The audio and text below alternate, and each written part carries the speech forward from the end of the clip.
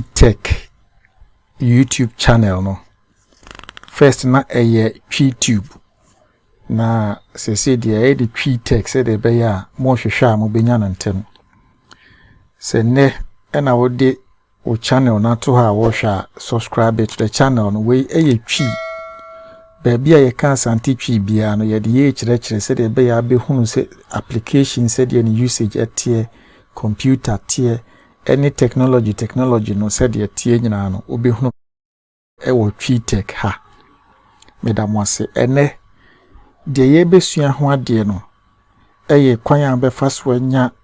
WhatsApp maku 4 o phone so the titri ni Android users o mo use Android no empempi no obi ho no phone numbers be se maku 9 na opede ode be ye ni business opede ode ne yire ne mane na busua be use ebia opede ne namfo no mu dia ode be join WhatsApp groups eno opebia no bi also na otwempna na opede ode be twempna eno ka ho na ye 4 ye betima chere 5 ba ye no 4 enti de edi kan no wo WhatsApp na wo download the free Play Store no a ho eni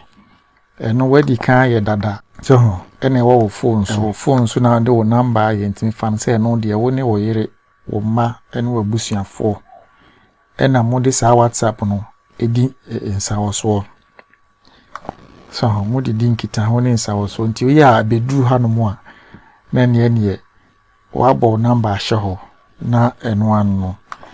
megidi se sa abedo obi anim kwan aye fa so de number WhatsApp oni mukra na obi wo nche na akire na obusa na obekire efo enti de toso no ofri ho ana waba de odi be your business eno no your friend on WhatsApp business enie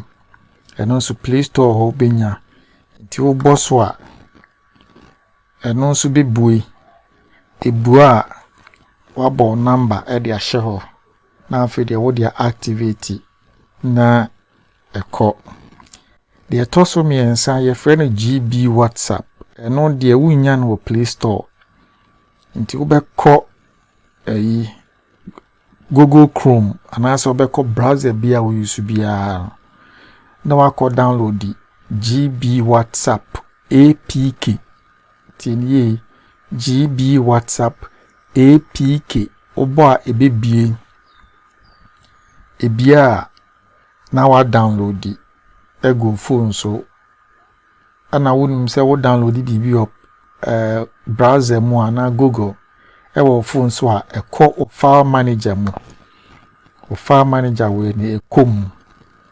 enti ekom a beko ba bia ye friend say download na say downloads o ko downloads so a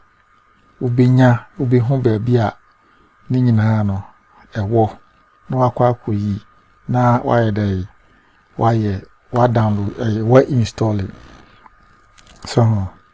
enti downloads no enie obaha downloads no wo ho obetimi de o download ye nya eba begu ha na afi de wa yese wan hunu ha ukọ ha se ya o memory card ukọ so a obehu se wo ho GB WhatsApp no wa install awie no boss wa ebebu se de WhatsApp messenger no tie no a won se echo na afi wabo number she ho Ghana +233 Opeso international number ya na wo de aye na wo de ko wanim sa na tie afi ofri ho ade toso 9 no ye frɛ no Aero WhatsApp spelling na it say aeroplane AERO na the WhatsApp asoso and also bia benya no Play Store wo anya no ho a okọ Google na wo bo Aero WhatsApp APK said you download the GB WhatsApp APK no ano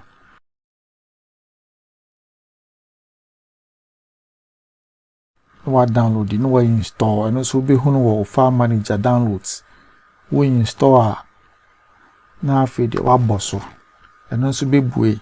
and also be WhatsApp ne de here say wa bosso nya bosso ne bia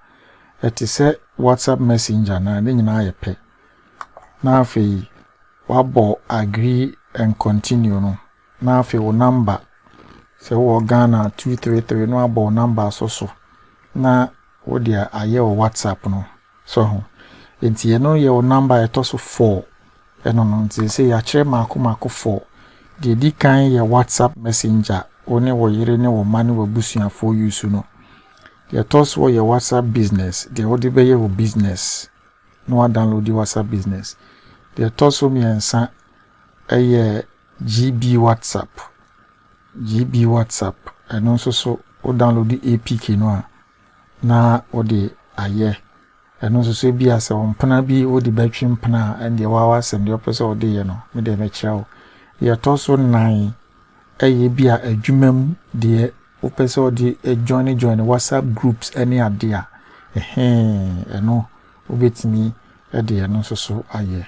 this say ya kire se obe install WhatsApp Messenger obe install GB WhatsApp obe install WhatsApp business no we install Aero WhatsApp